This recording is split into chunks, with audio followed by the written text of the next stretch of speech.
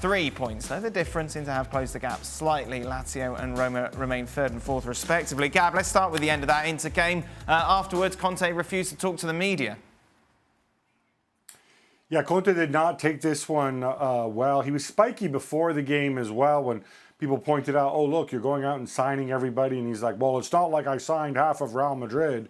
Don't expect miracles. But the reality is, I think what he's most upset about is obviously Lautaro now facing a possible 2-match ban because of his attitude towards the referee. That would mean that he would miss not just the next game, but the Milan derby as well. And obviously angry because once again, it's points dropped and the fact that Inter dropped points after taking the lead. This is a team that, for whatever reason, in the last 20-25 minutes, tends to lose it. Yeah, what's going on, Gab? As you say, this is becoming a pattern, a worrying pattern. Well, so the stock explanation that Conte gives is people need to work, and we need to play at high speed, we need to be intense, blah, blah, blah, and I don't have the players to be intense for 90 minutes. He's probably right on that front. We have seen a drop of intensity, and we've also seen situations, I think, in the past when, because of injuries, you have to play the same guys over and over again, and they're not exactly spring chickens, so they would take it down a notch, and they would pay for it late in games.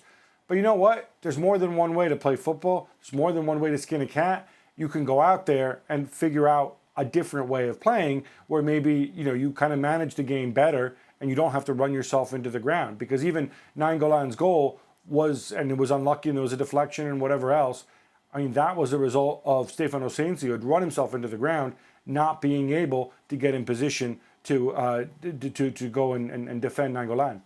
The pre-match press conferences now for Conte should be, are you going to do a post-match press conference?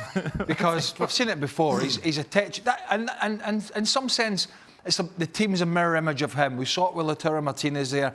But he's punchy, the coach is punchy. That's the way they operate now. They're going to have to curtail that a bit if they want to go all the way, because you can't have people with bad discipline on a regular basis. The other reason he'd have been so frustrated was because at that point he was probably sure in his head that Juventus were going to pick up all 3 points in Naples, which they didn't. However, the recent form is a little worrying in terms of them going all the way, pushing Juventus right to the end. They cannot afford to keep dropping points because I don't think Juventus will continue to do it.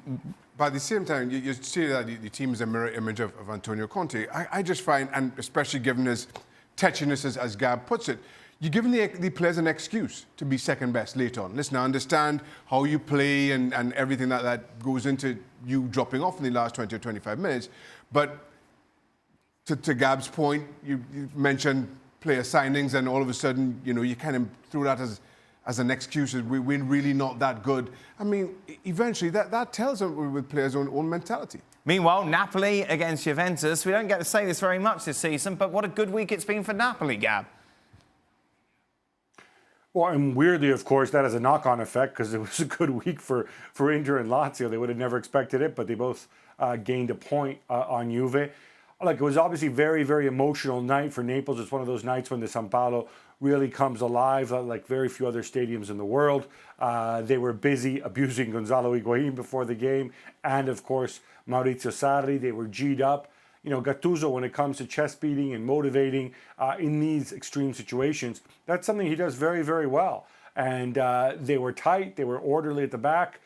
Juventus created very little in the first half, and I think that's got to be a concern because we've seen Juve play really well. They did it in midweek, and then it seems like they take one step forward and then they take another step back because what they produced against Napoli simply isn't good enough. I mean, that's before you get into Szczesny spilling it and Insigne's great finish.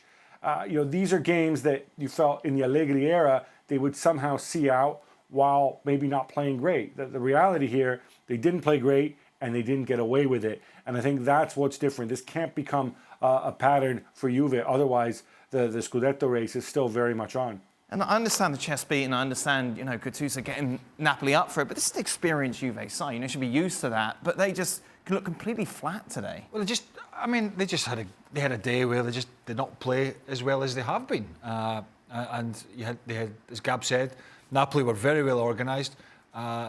They didn't leave too many gaps. They curtailed Juve to just a few chances, and they created chances themselves. So they themselves actually had one of their better games. And, you know, it's not great if you're a Juventus fan, but I think almost everybody was sitting watching the results going, oh, well, that's it. If Juventus win, yeah. you know, even at that point, what, 6 points or something, who's going to claw them back? But I think you can see that they're not at the side that they once were in terms of, right, they're going to go all the way through to the end of the season. They're not going to be dropping points. I just don't think Sarri's got them that convincing at the moment, and that's the hope for the others around them. The thing for me is, and listen, we've been seeing that Juventus haven't been playing well for quite some time, but then we're getting results. And that was, again, evident today. I mean, you look at Juventus, simply poor. Too often, Bonucci just playing these long balls up from the back, which Napoli dealt with really easily. And I thought Napoli's football from back to front was a whole lot better. They were by far the better of the two teams. But from a Juventus perspective, Szczesny didn't have a whole lot to do until that Insigne shot that he made an absolute mess of. So in that respect, they were getting, you know, Juventus were doing as we've seen Juventus do pretty much all season long. But they make a mistake, Napoli make it count. And from then, there was no on-switch for Juventus until Ronaldo later on.